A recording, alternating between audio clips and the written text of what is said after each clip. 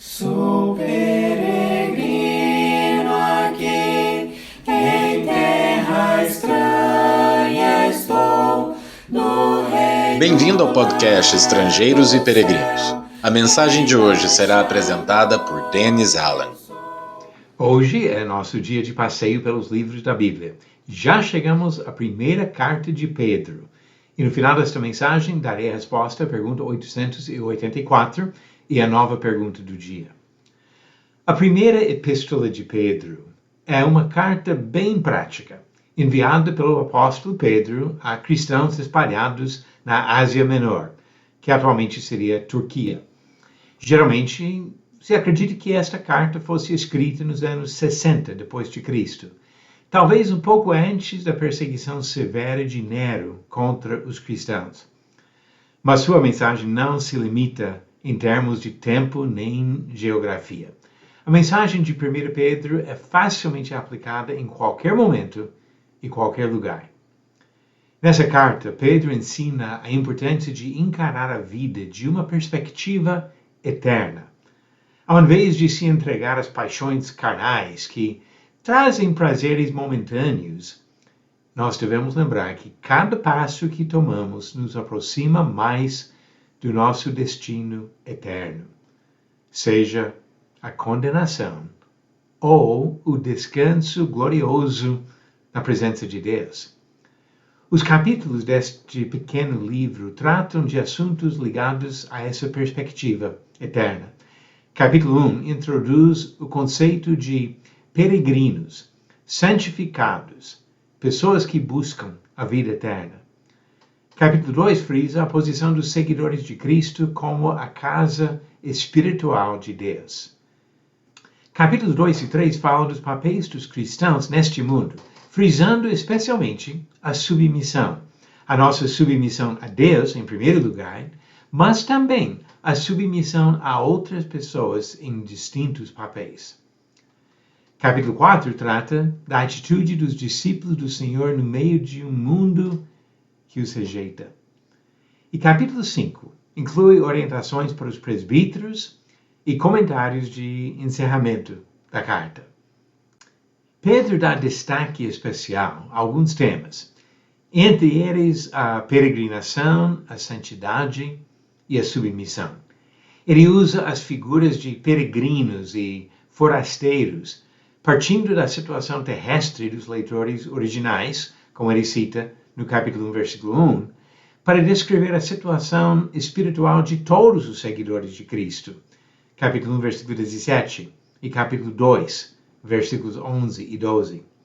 Nós somos residentes temporários deste mundo, esperando chegar à nossa pátria definitiva e celestial. Esta abordagem na vida sugere uma mentalidade de mochileiro. Não devemos nos apegar às coisas desta vida, pois vamos deixar tudo para trás.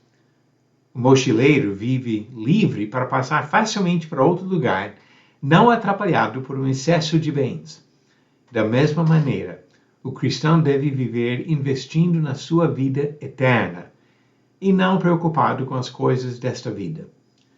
Jesus falou de um aspecto desta mentalidade quando disse, em Mateus 6, versículos 19 e 20, não acumuleis para vós outros tesouros sobre a terra, onde a traça e a ferrugem corroem, e onde ladrões escavam e roubam, mas ajuntai para vós outros tesouros no céu.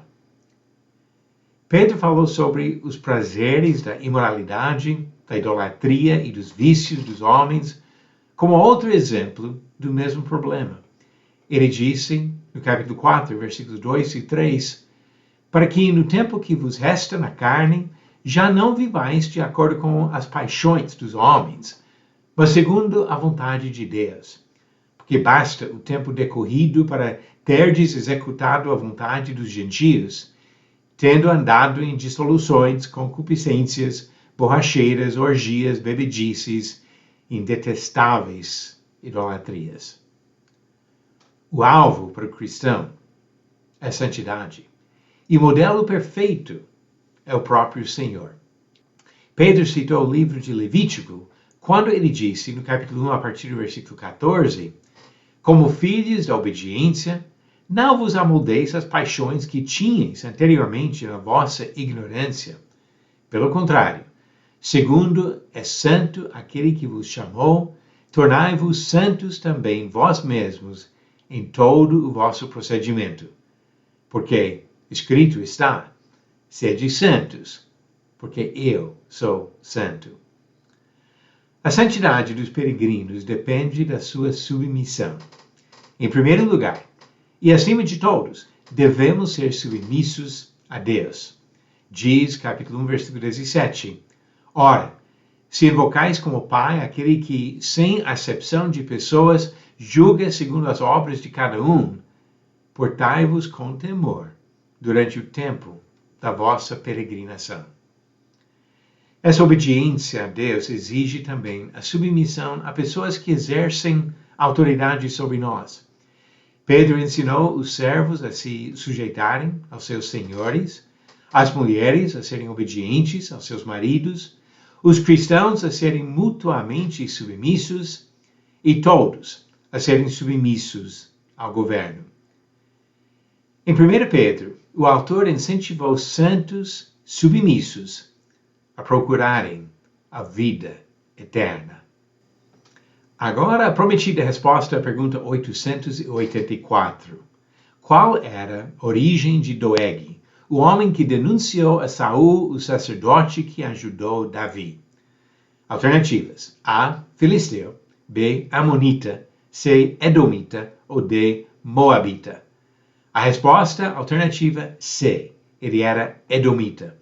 Diz 1 Samuel, capítulo 22, versículo 9, então Doeg, o Edomita, que também estava com os servos de Saul, disse, eu vi o filho de Jessé chegar a Nobe para falar com Aimeleque, filho de Aitube.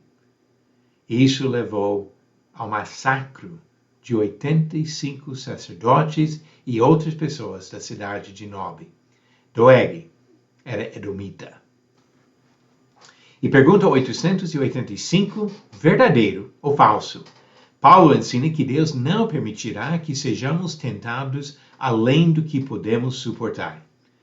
Verifique sua resposta no final do próximo episódio de Estrangeiros e Peregrinos. A primeira carta de Pedro incentiva a santidade de pessoas que estão viajando com destino na presença de Deus no céu.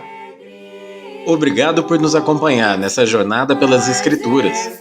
Volte amanhã para ouvir mais uma mensagem do podcast Estrangeiros e Peregrinos. Seguimos pelo mundo a viajar.